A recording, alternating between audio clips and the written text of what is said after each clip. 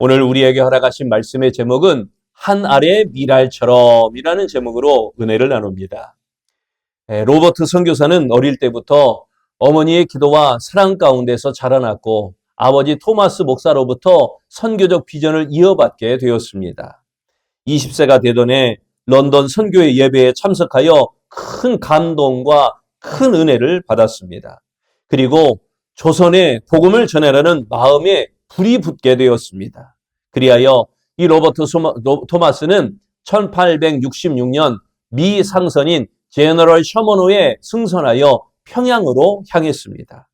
토마스는 배가 닿는 곳마다 조선인들에게 성경을 전해주었습니다.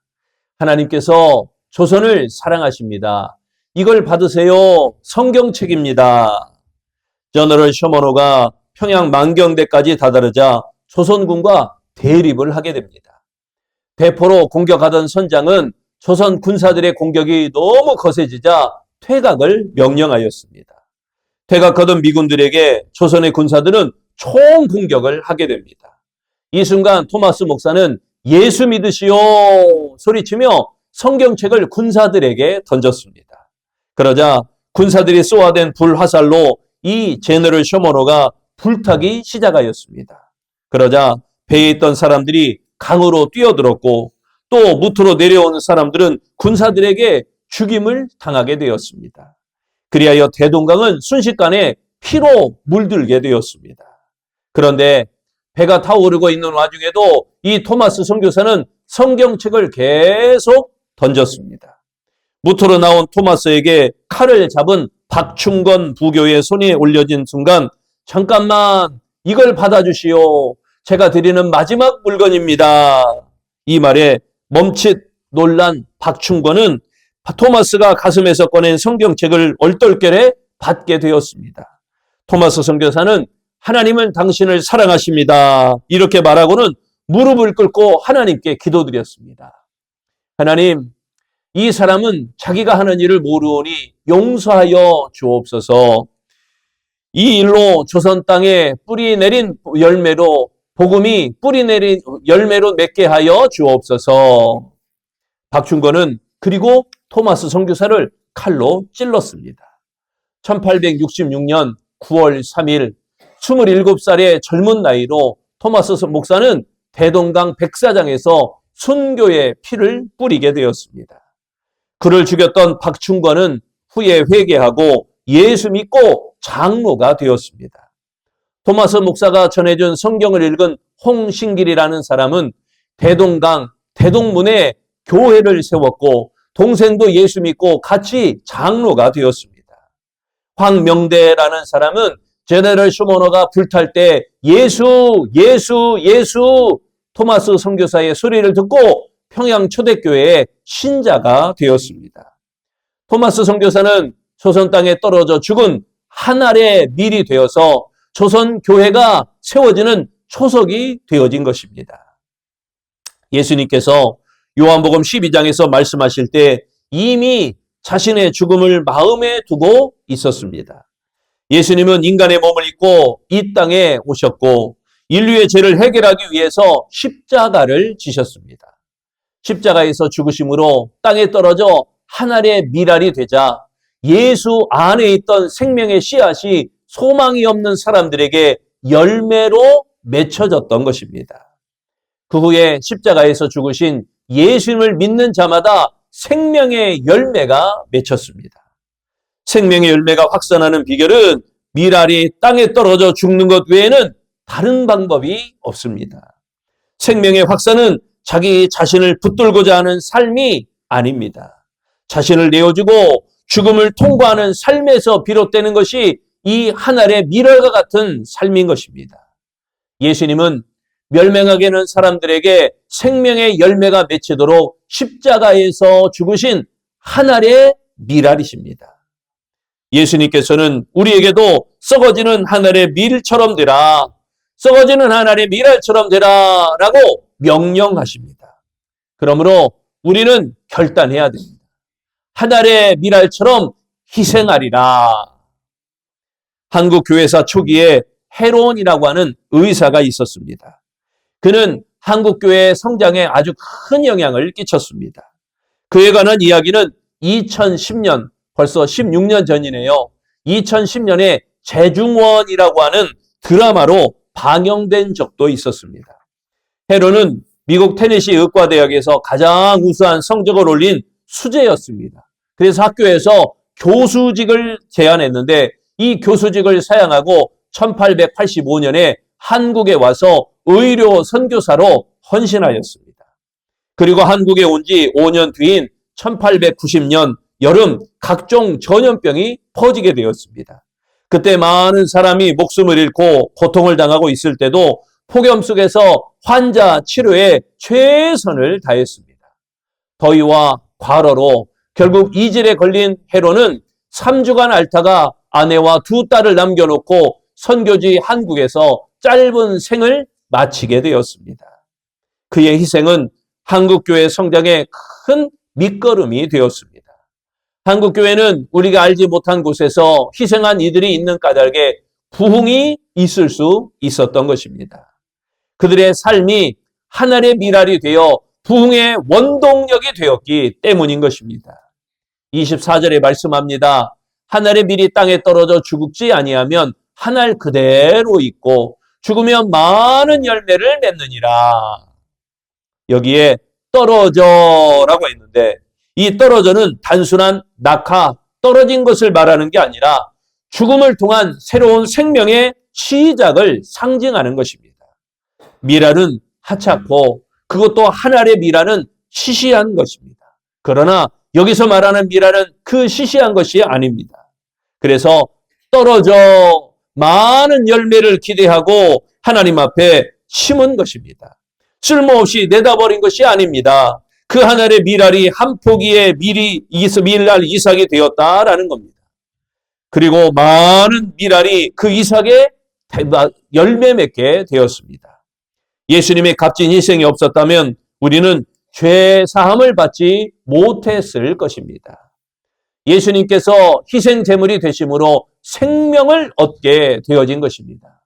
예수님의 희생이 헛되지 않도록 새 생명을 누리며 살아가는 아름다운 신앙 되시기를 바랍니다. 예수님의 값진 희생이 고귀하게 빛나도록 우리는 십자가를 자랑하며 살아야 할 것입니다. 우리도 썩어지는 미랄처럼 희생을 실천하신 예수님의 뒤를 따르는 아름다운 제자가 되어 희생적인 삶을 살아가는 복된 그리스도인 되시기를 축원합니다. 두 번째, 우리는 결단해야 됩니다. 하늘의 미랄처럼 포기하리라. 칼레의 시민이라고 하는 조각상이 있습니다. 칼레의 시민, 영국에 세워져 있는데 이걸 조각한 조각가는 로댕이라는 우리 여러분 잘 아는 그 로댕이 제각한 그 조각상입니다. 프랑스 북부 도시 칼레가 100년 전쟁 다시 영국에 의해 포위되었을 때 도시를 구하기 위하여 생명을 포기하고 죽음을 자원한 영웅적인 시민들을 조각한 그러한 작품입니다. 1347년 영국과 프랑스 사이에 벌어진 100년 전쟁 때 칼레는 11개월 동안 진행된 영국의 공격에 저항해 왔습니다. 그리하여 이 칼레의 지원병을 기대할 수 없는 절망적인 상황 속에서 백기를 들지 않을 수가 없었습니다. 칼레는 도시 전체가 불타고 시민들이 처형되는 것을 면하기 위하여 영국 왕 에드워드 3세에게 자비를 구했습니다. 그리하여 완강한 태도를 보이던 에드워드 3세는 칼레라고 하는 도성에 다음과 같은 항복 조건을 내놓았습니다. 좋다. 시민들의 생명은 보장하겠다. 그러나 누군가 그동안의 반항에 대해 책임져야만 한다. 시민 대표 6명은 교수형에 사용될 밧줄을 목에 걸고 맨발로 영국부 진영으로 가서 성문 열쇠를 건넨 후 그 자리에서 처형되어야만 한다. 칼레 시민들은 기뻐할 수도 없었습니다. 그런데 이제 더 이상 공격이 진행되지 않는다니 슬퍼할 수도 없었습니다. 시민 대표 6명이 그들을 대신해 죽어야만 했기 때문입니다. 그때 위기의 도시 칼레에서 가장 부자였던 위스타슈 생피에르가 가장 먼저 나와서 이렇게 이야기를 합니다. 칼레 시민들이여 나오라 용기를 가지고. 그러자 시장이 나섰습니다. 그리고 상인이 나섰습니다. 그리고 그의 아들도 나섰습니다. 모두 도시의 핵심 인물이자 귀족들이었습니다. 드디어 칼레를 위해 희생을 자원한 시민 대표 6명이 선정되었습니다. 그들이 처형되려던 마지막 순간 에드워드 3세는 왕비의 간청을 듣고 용감한 시민 6명을 살려주었습니다. 그로부터 550년이 지난 후 칼레 시민들은 이들의 용기와 헌신을 기리기 위하여 조각상을 제작하기로 하였습니다. 그리고 당대 유명한 조각가 로댕에게 작품을 의뢰하였던 것입니다. 비장한 슬픔으로 얼룩진 이 조각상은 생명을 포기한 이들의 모습을 통하여 한 알에 밀이 떨어져 썩으면 많은 생명의 열매를 맺는다.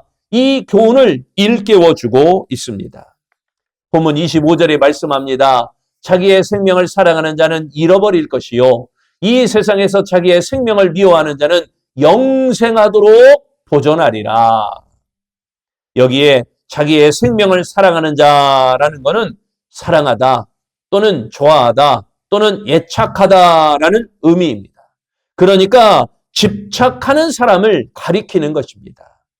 예수님은 하나님의 뜻을 이루시려고 자기를 포기하셨습니다. 자기의 뜻을 포기하셨습니다. 자기의 부요함을 포기하셨습니다. 자기의 명예를 포기하셨습니다. 심지어 자기의 생명까지도 포기하셨습니다. 완벽한 포기를 선택하신 것입니다. 구원을 위해 최고인 것을 포기하신 예수님께서는 기꺼이 포기하는 자를 찾으십니다. 하늘의 귀한 선물을 주시고자 우리에게 포기하라 라고 명령하십니다. 그러나 사람들은 손에 쥔 것을 빼앗길까 봐 꼭 쥐고 포기하지 않으려고 합니다. 자기 생명을 사랑하면 잃어버릴 것이고 미워하면 영생하도록 보존됩니다. 내 것이라고 고집하는 순간 잃어버리고 사라진다는 것입니다. 그러므로 예수님을 본받아 하나님을 의지하고 기꺼이 포기할 수 있는, 기꺼이 내려놓을 수 있는, 기꺼이 포기할 수 있는 아름다운 신앙이 되시기를 바랍니다. 예수님을 본받아 하나님께 의지하며 기꺼이 포기하는 삶의 자리에 영원한 생명과 풍성한 열매가 맺히게 되어질 것입니다. 심지어 목숨이라도, 오늘 찬양 가운데 있어죠. 목숨이라도 주를 위해 기꺼이 포기할 수 있는 그 하늘의 미랄 같은 굳센 믿음을 소유하는 우리 아름다운 성도 되시기를 축원합니다. 세 번째, 우리는 결단해야 됩니다. 하늘의 미랄처럼 섬기리라. 교인들 대부분 예수 그리스도의 삶을 찬양하고 따라가려고 합니다. 어느 누가 예수님을 등지고 살려고 하겠어요? 교인들 대부분은 예수님을 따라가려고 합니다. 하지만 예수님께서 보여주셨던 섬김에는 그렇게 주목하려고 하지는 않습니다. 믿음의 성도라면 섬김의 은혜가 있어야 합니다. 섬김에는 말이 필요 없습니다. 섬기면서 말이 많은 것은 예수 정신이 없는 것입니다. 예수님의 마음을 품지 않으면 섬김보다 말이 많아지게 되는 것입니다. 예수 정신으로 섬기는 사람들은 땀과 눈물이 가득할 뿐 구차한 말이 그렇게 오가지가 않습니다. 여러분, 섬김을 잘해야 됩니다. 잘 섬기는 사람이 이기는 사람이기 때문입니다. 예수님의 정신은 곧 말보다 행동으로 드러나는 섬김이었습니다. 섬김은 말이 아니라 땀과 눈물로 증명되게 됩니다. 섬김은 자기 부인을 통해서 가능해집니다. 나를 부인하고 주님의 십자가를 지고 나를 따르라 했던 그 예수님처럼 이 섬김은 곧 승리의 길로 나아가는 길이 되어지는 것입니다. 26절에 말씀합니다. 사람이 나를 섬기려면 나를 따르라. 나 있는 곳에 나를 섬기는 자도 거기 있으리니 사람이 나를 섬기면 내 아버지께서 그를 귀히 여기시리라. 하늘의 미랄이 죽어 열매를 거두는 비전을 바라보며 섬기신 분, 그분이 바로 예수님이십니다. 예수님은 자원하여 종이 되심으로 섬기는 세상을 이루고자 하셨습니다. 하늘의 미랄이 썩어지려면 자기 몸을 온전히 내어 주어야만 합니다. 자신을 내어주는 섬김, 이 섬김이 따를 때 비로소 생명이 태어나는 신비를 보게 되어지는 것입니다. 어떤 병사가 전쟁에 나가면서 이렇게 생각했습니다. 내가 죽으면 아무도 묻어줄 사람이 없는데 내가 썩어 뼈만 남을 때 그곳에 꽃의 향기가 날렸으면 좋겠다. 그래서 병사는 코스모스가 있는데 그것을 한 움큼 딱 훑었더니 코스모스 씨앗이 생겼습니다. 그것을 자기 호주머니 몸에 지니고 전쟁에 참전했습니다. 전쟁이 지나간 자리에 병사의 시체는 썩었지만 몸에 지녔던 코스모스 씨가 꽃이 피고 바람에 코스모스 향기를 휘날리고 또 씨앗이 퍼지고 퍼져서 그 지역 일대가 전부가 다 코스모스 밭이 되었고 코스모스 향기가 흩날리게 되었습니다.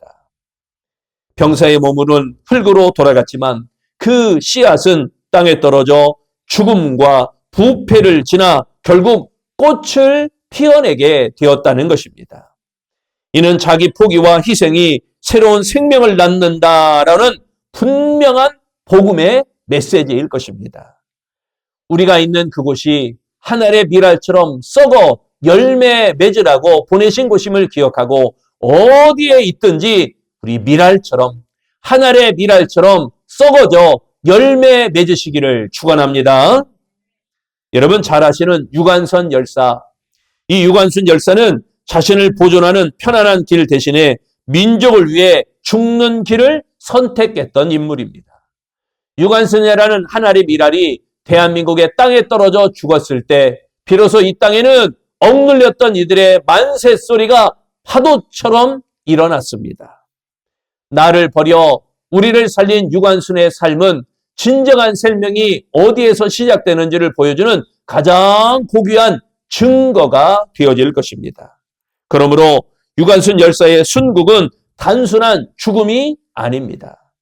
민족의 미래를 위해 심겨진 거룩한 씨앗, 오늘 본문에서 말하는 하늘의 미랄과 같은 그러한 삶이었습니다. 유관순, 그 한 사람이 땅에 떨어져 죽음으로써 우리는 독립된 국가라고 하는 수많은 열매를 누리게 되었습니다. 스스로 죽어 타인을 살린 유관순의 삶은 하늘의 미랄 정신이 이 땅에서 어떻게 실현되는지를 가장 현명하게, 가장 명확하게, 가장 확실하게 보여주고 있습니다.